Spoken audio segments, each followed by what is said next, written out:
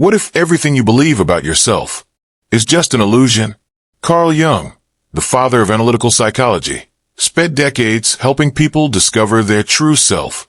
The Buddha, thousands of years earlier, taught that there is no fixed self at all. Two legendary minds, two paths, but one eternal question. Do we truly have a self or not?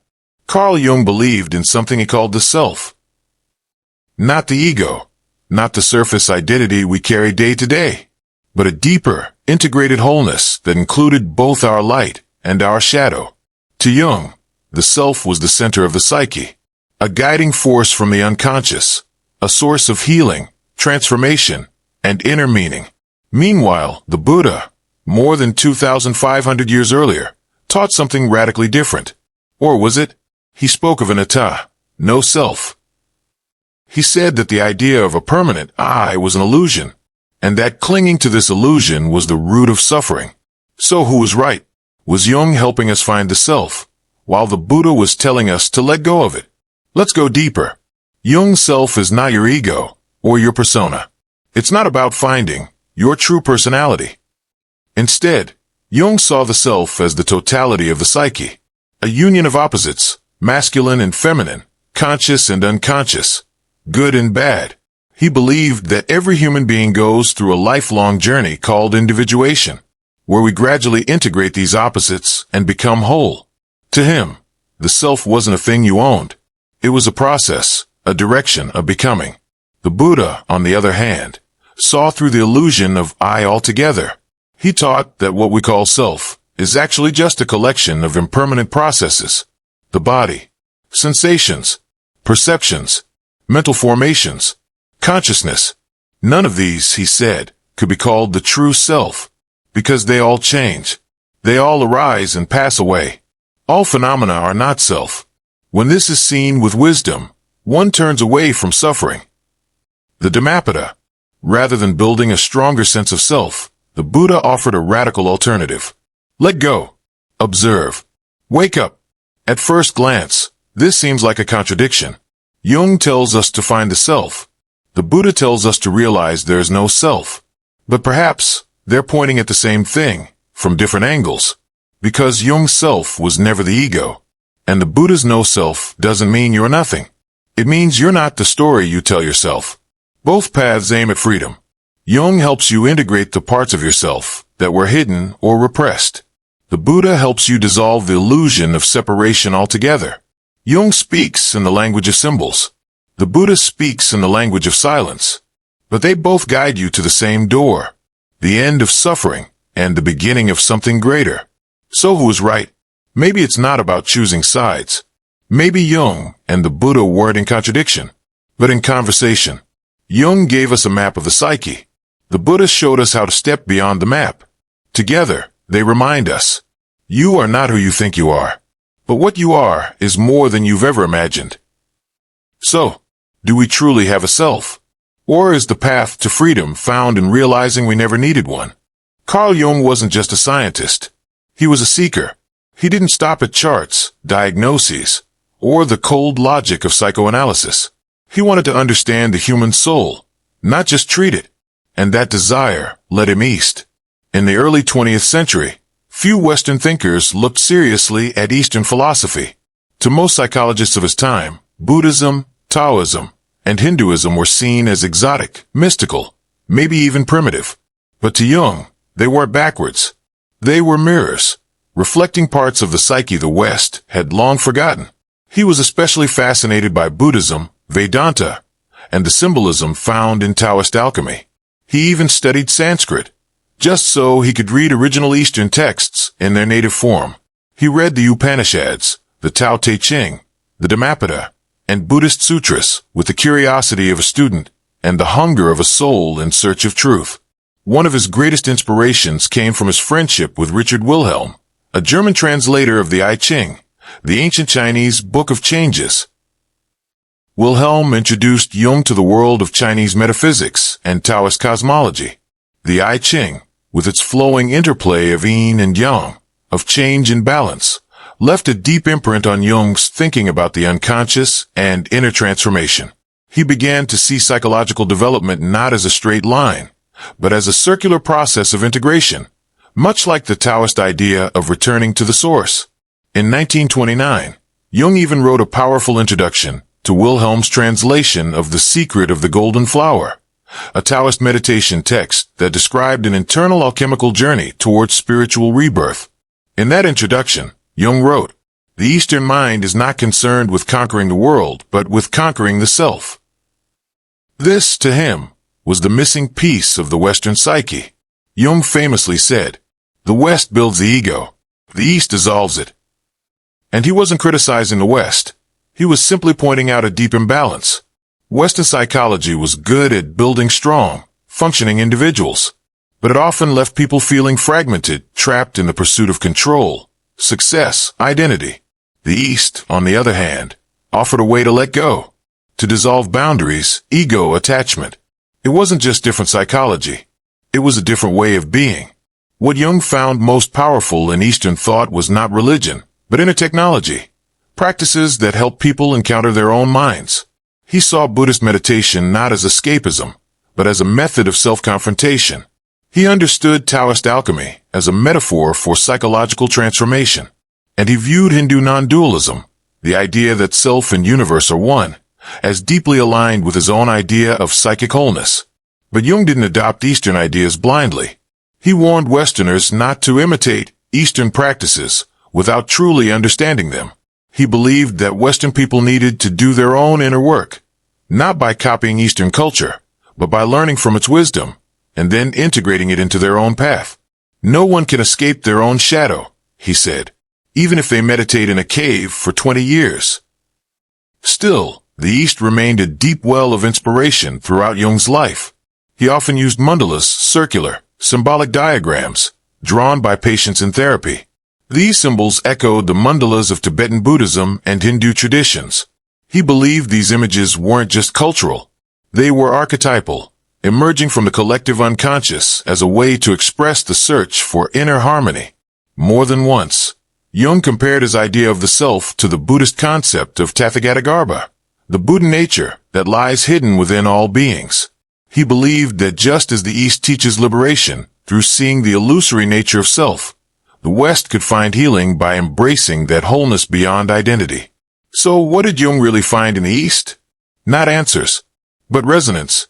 He found that the inner journey, the path inward, didn't belong to one culture or religion. It was universal. The Buddha and the Tao weren't foreign to the psyche. They were already there, waiting to be remembered. Jung didn't go east to escape the West. He went there to complete it, because in the mirror of the East, he saw what the modern soul had been longing for. Not more ego, but more essence. Carl Jung didn't just study the unconscious. He listened to it, and what he heard changed everything. In the quiet of his consulting room in Zurich, Jung sat across from patients, not just as a doctor, but as a witness. They came to him burdened with anxiety, depression, confusion. But sometimes, what emerged from their unconscious minds wasn't darkness. It was light, radiant light, glowing shapes, sacred patterns, dreams of circles within circles, of cosmic order, of spirals that seemed to unfold into infinity. At first, Jung was puzzled.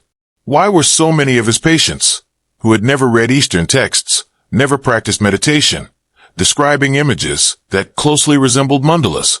In Tibetan Buddhism, the mandala is a sacred diagram of the universe, a visual representation of balance, unity, and spiritual wholeness. In Hinduism and tantric practices, mandalas are tools for meditation, windows into the deeper self. Yet here they were, reappearing spontaneously in the dreams and drawings of Westerners struggling with inner chaos. For Jung, this wasn't coincidence.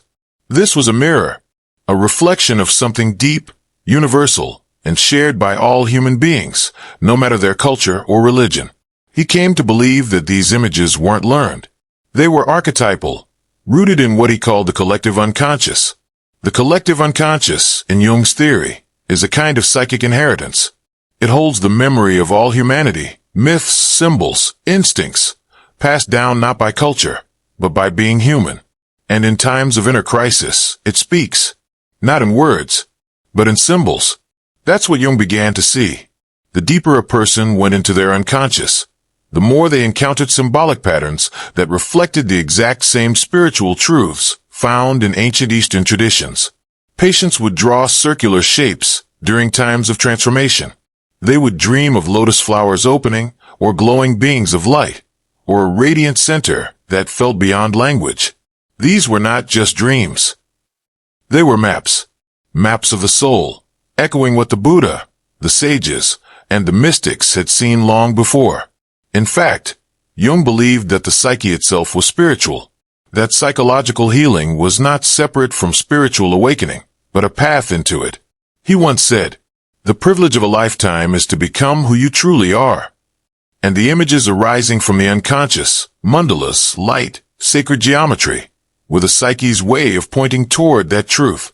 It was in this mirror, the mirror of experience, that Jung saw the East and West reflected back at each other, not as opposites, but as echoes. He realized, you didn't need to be a monk to glimpse the truth of no self. You didn't need to study Sanskrit to experience inner unity. You just needed to listen to what your inner world was already trying to tell you. That's why Jung began using mandala drawings in therapy.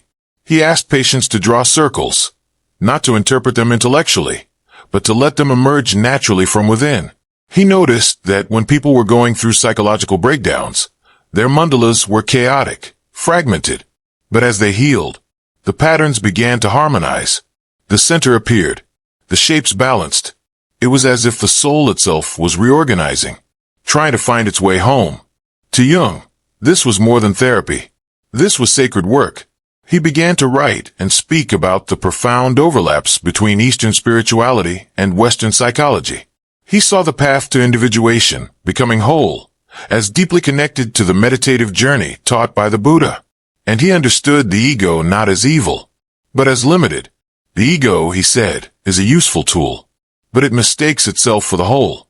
And in times of suffering, when the ego breaks apart, the unconscious steps in, revealing what has always been waiting beneath the surface. The self, not a fixed identity, but a living, breathing, ever-unfolding center of being. This is what Jung meant when he said, "Your vision will become clear only when you look into your heart. Who looks outside dreams, who looks inside awakens." So what does this mean for us? It means that the journey to wholeness is not foreign. It's not locked in ancient temples or distant philosophies. It's inside of you. Right now. You don't have to believe in symbols. You don't have to be spiritual.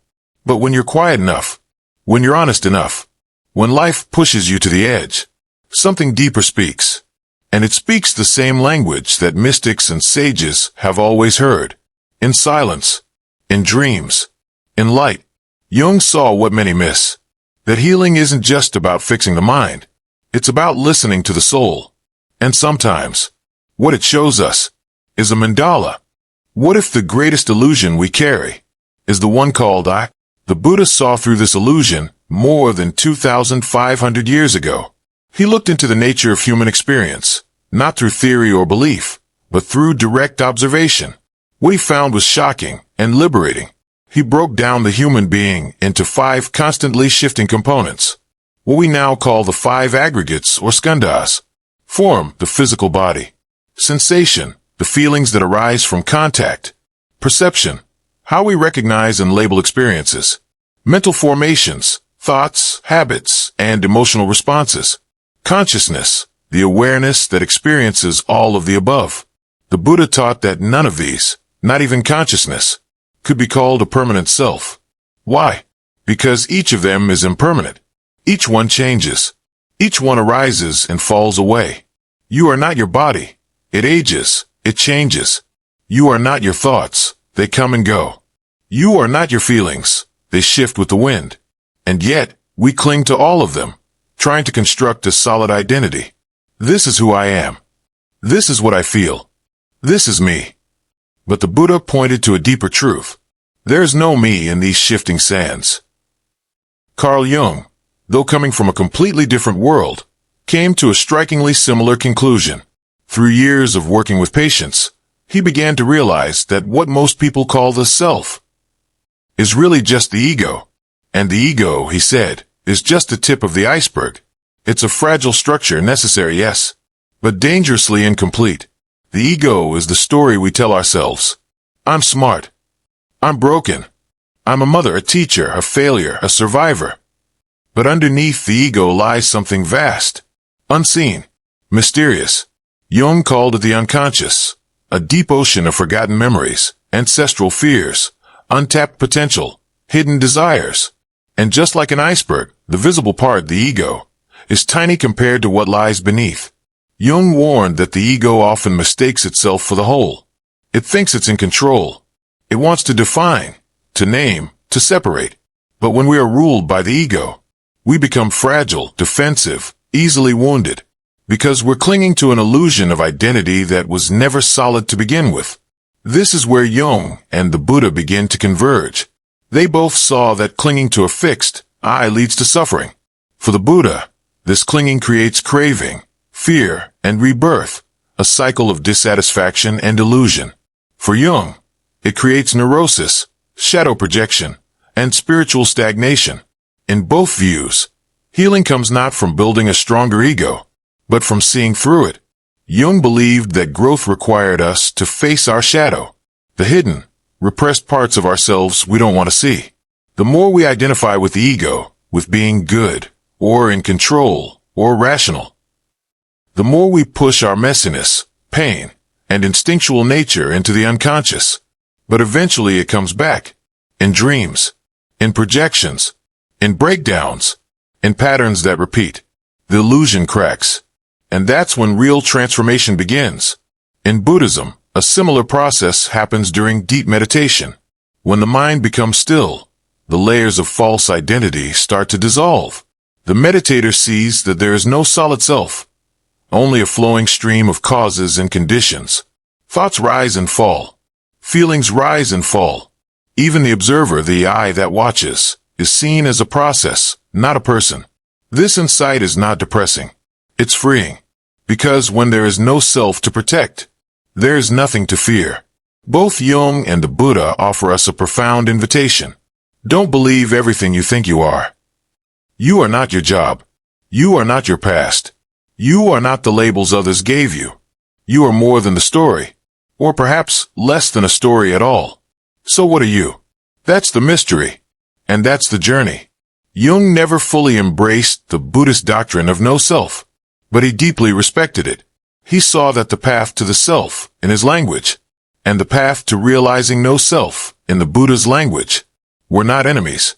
They were reflections, two mirrors, pointing at the same truth, that the thing we call I may be the greatest illusion of all. So the next time you say, "This is who I am," pause.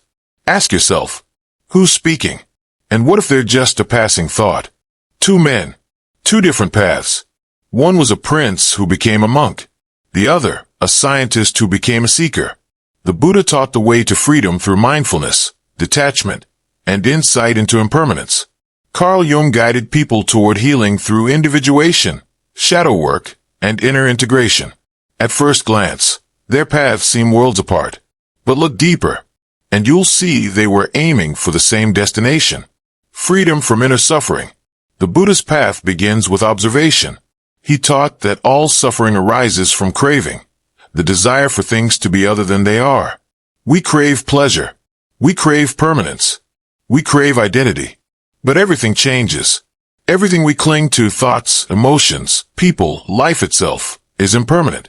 Whatever is subject to arising is subject to ceasing. The Buddha, the only way to end suffering, he taught, was to see reality clearly, without attachment, without illusion. Through meditation, mindfulness, and ethical living, the practitioner learns to let go, to watch life rise and fall without grasping or resisting, to find peace not in control, but in surrender. This is the heart of Buddhist liberation. Not becoming someone, but unbecoming everything you're not. Carl Jung, on the other hand, didn't teach detachment. He taught integration. He believed the path to wholeness came not from escaping the self, but from embracing all of it. Jung saw that most people suffer, not because they have too much ego, but because they've cut off parts of themselves. The fears they bury, the desires they judge, the wounds they never faced. He called this the shadow, and said that healing required bringing that shadow into the light. Jung called the full process individuation, a journey of becoming psychologically whole. It meant listening to your dreams, facing your contradictions, reconciling your inner opposites, masculine and feminine, rational and emotional, light and dark. It was a kind of alchemy, where the fragments of the self slowly melt down and reform into something stronger, truer, and more complete. At the core of both paths is a simple truth. You cannot be free until you face what's inside. The Buddha asked us to sit and watch, to see through the illusion of a separate self. Jung asked us to enter the labyrinth of the soul, to meet the monsters and realize they are us. And perhaps the biggest difference is only in language. Where the Buddha spoke of emptiness, Jung spoke of wholeness. But emptiness is not nothingness, and wholeness is not ego. Both point beyond the false self, to something more real, more timeless. In Jungian therapy, patients often go through deep emotional breakthroughs. They weep, they rage, they dream. But slowly, they begin to feel more alive, not because they have fixed themselves, but because they've made peace with the parts they once rejected. In Buddhist meditation, the practitioner sits still, watching the breath, watching the thoughts come and go, until one day, the watcher dissolves too. And what remains is not a person, not a label, not a story, just silence and awareness. Both paths require courage. Both require surrender. Jung's path asks, can you face your shadow and become whole? The Buddha's path asks, can you let go of self altogether and become free? In the end, maybe they are two halves of the same key. One turns inward, the other lets go. And together, they unlock the door to liberation. Jung once said, I am not what happened to me. I am what I choose to become. The Buddha might reply, there is no I that becomes. There is only the path. And maybe they're both right, because healing doesn't come from answers. It comes from the journey. Whether you sit on a cushion in silence, or speak your truth in therapy, whether you integrate your inner opposites, or watch them dissolve like mist, the goal is the same. Freedom, peace, liberation from suffering. Two paths, two languages, one truth. You are not your wounds. You are not your thoughts. You are not your past. You are the space in which healing happens. And in that space, you are already free. In today's world, healing no longer lives in separate corners. We are living in a time where boundaries between East and West are softening, not just in culture, but in how we understand the human mind. Modern therapists, teachers, and seekers are no longer choosing between Carl Jung and the Buddha. They are learning to listen to both. Jungian psychology and Buddhist mindfulness, once seen as separate languages, are now speaking in harmony. Jung offered us a map of the psyche, a way to explore the unconscious, to face the shadow, and to become whole. The Buddha offered us a way out of suffering, through stillness, awareness, and insight into impermanence. One shows us how to go deeper into the self. The other teaches us how to let go of it altogether. And together, they create a path that is radically healing. More and more therapists today are trained not only in cognitive techniques, but also in mindfulness, trauma-informed care, shadow integration, and inner parts work. They draw on Jung's understanding of archetypes and dream symbolism, while also using breath work, present moment awareness, and compassion-based practices from Buddhist psychology. They don't see these as contradictions. They see them as complementary tools. Because healing is not one size fits all. Some wounds ask for stillness. Others ask for story. Clients are now encouraged to sit with their emotions, not suppress them, not fix them, but notice them, hold them with attention. This is pure mindfulness, and it's also deeply Jungian, because both Jung and the Buddha believed in one essential thing. Transformation begins when we stop running from what's inside. In trauma therapy, patients are guided to witness old patterns, body memories, and emotional imprints, gently, without judgment, in safety. This mirrors Buddhist meditation, observing the impermanent nature of sensation and learning to let go. In Jungian analysis, dreams are no longer meaningless. They are messengers from the unconscious, calling us back to wholeness. And in Buddhist thought, even the ego itself is not an enemy. It's just misunderstood. The synthesis is not about proving who was right. It's about giving people more maps to come home to themselves. One path says, you are not your ego. Let it go. The other says, you are more than your wounds. Let them speak. Together, they create space. Not just for coping, but for awakening. There's a reason so many people today feel drawn to both psychology and meditation. Because we're no longer looking for quick fixes. We're looking for something deeper. We want to feel real. We want to feel whole. We want to feel free. And for many, neither science nor religion alone has been enough. Science can explain the brain, but it can't always touch the soul. Religion can offer hope, but it can also become dogma. That's where this synthesis shines. Because it doesn't tell you who you are. It helps you discover it for yourself. Therapists today are less interested in labels and more curious about stories. They ask, what dreams keep coming back to you? What part of yourself have you pushed away? Can you sit with your discomfort long enough to see what it's teaching you? These are not medical questions. They are spiritual invitations. And they honor both the wisdom of Jung and the stillness of the Buddha.